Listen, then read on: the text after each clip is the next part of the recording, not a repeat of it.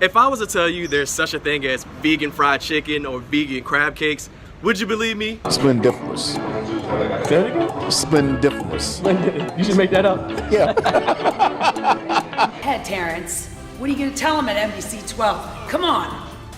Quit playing. But what if you have jazz fever all year long?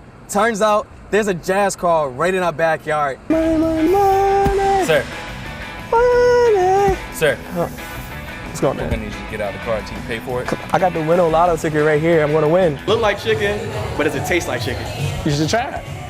All right.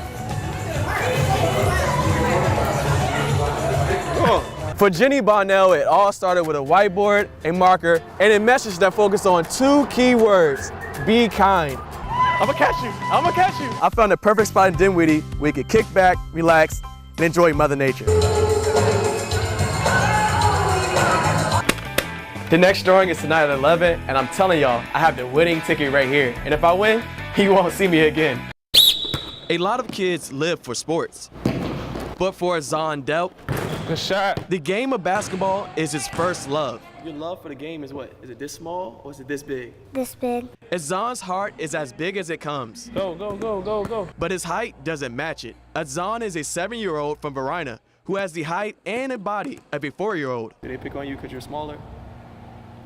While that may be the case, Azan still doesn't let that stop him. It's like fuel to his fires. He trains harder, so when moments like this happen,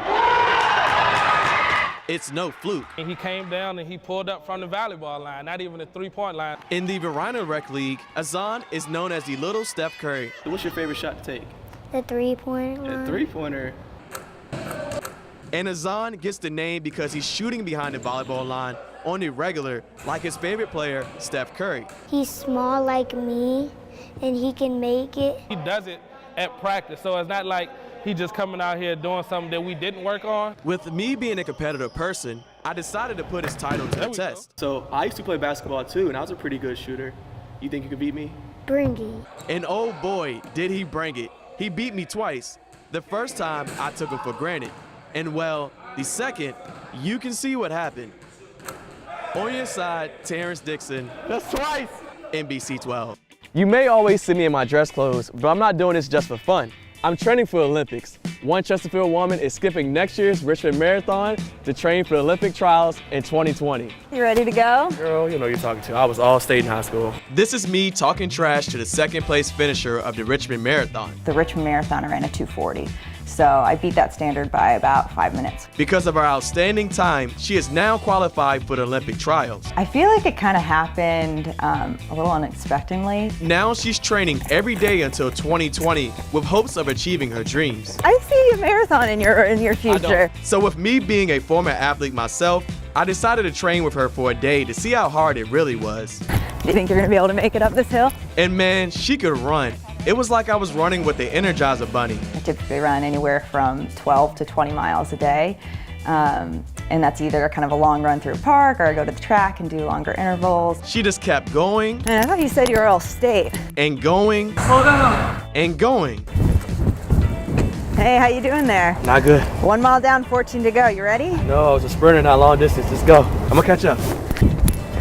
And after I thought we were finished, we went to ACAC for more training. All right, now that we finished our 15-mile run, we're gonna go and do Pilates. Now, Pilates is not for the weak. Wait, focuses. you're calling me weak? I'm not calling you weak. I'm just saying it's about to be proven out here in the Pilates studio. we'll find out. She does Pilates for an hour. You need to have your ribs and hips connected. Terrance, lift your hips more. And I think it's safe to say, I was terrible at it. Where's your all-state sprinter power now? Kira does this every day while being a full-time mom, wife, and realtor. There's been a lot of mornings where I have to get up at like 4 a.m. to get on the treadmill while my kids are sleeping to squeeze in a run. Through it all, Kira says what keeps pushing her while she runs is her family. With everything going on in my life, like I really couldn't do it without all the support of my family. Her goal is to eventually be able to run 110 miles a week. I feel like if I keep chipping away the way I have been, I'll be in a really good position to give it my all. While running is Kira's thing, she says she can't even imagine the sense of pride she would feel if she was able to represent the country. No matter what happens that day, I'm gonna be super emotional and just super proud that I made it that far.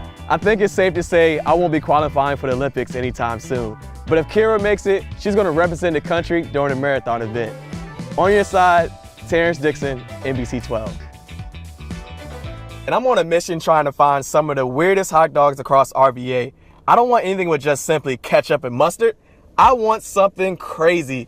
Let's see what I can find. And I'm off on my journey.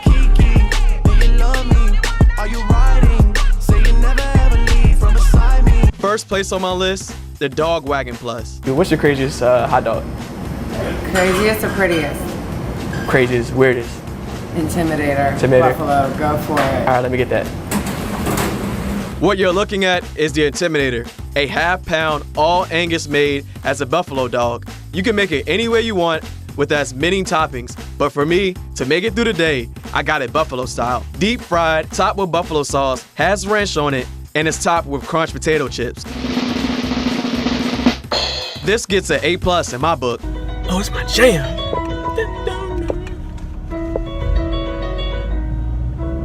Making my way in a quarter mile, keep right to merge onto Powhite Parkway. Continuing my journey, we arrive at Hogshead Cafe. What's your weirdest hot dog? That would be our big boner. Let me get that. All right, coming right up. This monster is a half-pound beef hot dog wrapped in bacon and deep fried, then topped with pulled barbecue, then coleslaw, then, if that's not enough, it's topped with ribs. That's a lot of food.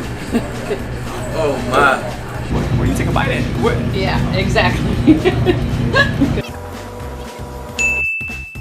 And my final destination of the day is Bocata Latin Grill. What's the craziest hot dog you have? We have the Perro Caliente Venezolano. Okay, cool. Let me get that. All right, I'll be right up. This Venezuelan hot dog is called Perro Caliente. It's topped with coleslaw, garlic sauce, cilantro, pink sauce, potato sticks, and cheese. Now, of course, I couldn't try all the places in one day, but if you head over to my NBC 12 Facebook page, I have a list of places for you to try. On your side, I'm Terrance Dixon.